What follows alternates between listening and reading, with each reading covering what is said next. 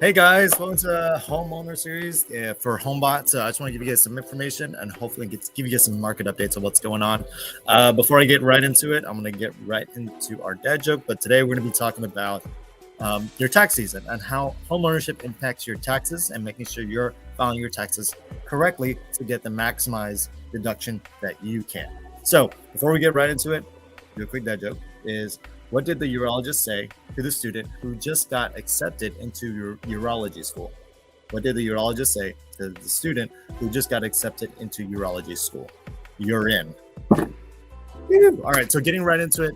As a homeowner, your taxes are going to be very different compared to if you had filed your taxes prior to being a homeowner, because there's a few more documents that you're going to have to use in order to get the maximized deduction.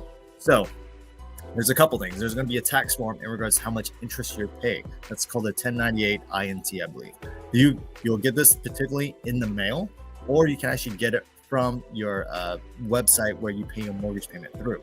So make sure you have this document. The next thing is the sales tax on the closing costs you pay. So the best way to look at this is something called a settlement statement. So basically, this is an itemized long list of all the fees and all the things that happen with when it comes to buying a house. Regardless if you paid your own closing costs or not, there's still sales tax included. So you can actually write that off of your closing, write off as your extra deductions on your tax return. Now, that's a few other things when it comes to filing for your taxes in regards to just getting more. The next thing is that if you have rental properties, you may want to consider depreciation. Now, all this information, talk to your CPA. Now, if you're filing your taxes online, most likely you might not be getting that maximized tax deduction. The online tax services are great for those who don't own homes, who are very simple, just W-2 income. They have no assets, nothing else. They're great for those types of people. However, when you have a house, highly recommend sitting down with someone, a CPA. Usually the cost of roughly about the same, if not a little bit more, but they'll be able to get you more of a tax return and be able to deduct yourself more. So for example, when I started working with the CPA I have now, I gave them 2017 and 18, who were done with like the cheapest tax service I could find. Now, keep in mind, I've owned a house since 2014, 2012. So I gave them all this information, and they're actually able to get me almost like another $8,000 for 2017, 2018, because I wasn't filing my taxes correctly. So that's why I highly recommend getting with a tax person, because they're going to get you the most in your deduction, because that's what they're there for.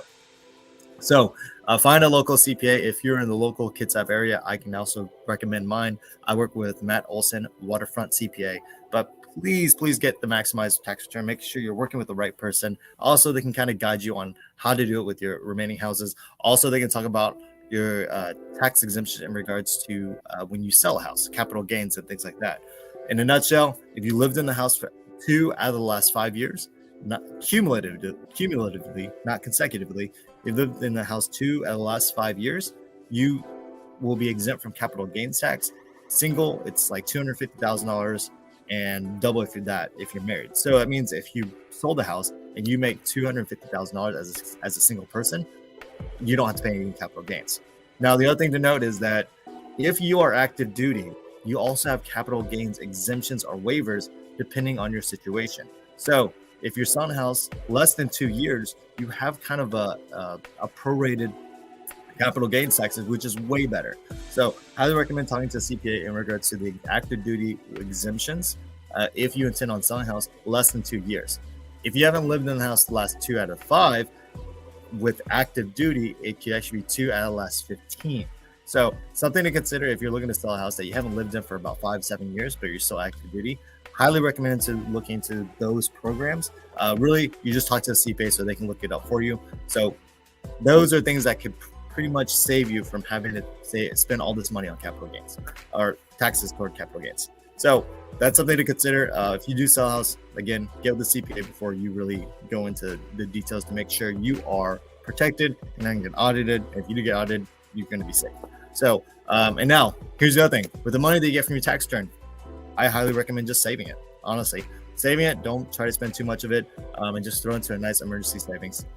And then that way you have an emergency, account to worry about. But obviously, some of you guys have debts you want to pay off. You have other plans, so I get it. But highly recommend if you throw it into a high interest savings account, why not? So otherwise, that's all I got for you guys. Hope you guys have a great time. If you guys have any questions, please let me know. If you guys have any questions about the market, refinances, I'm here to help you out.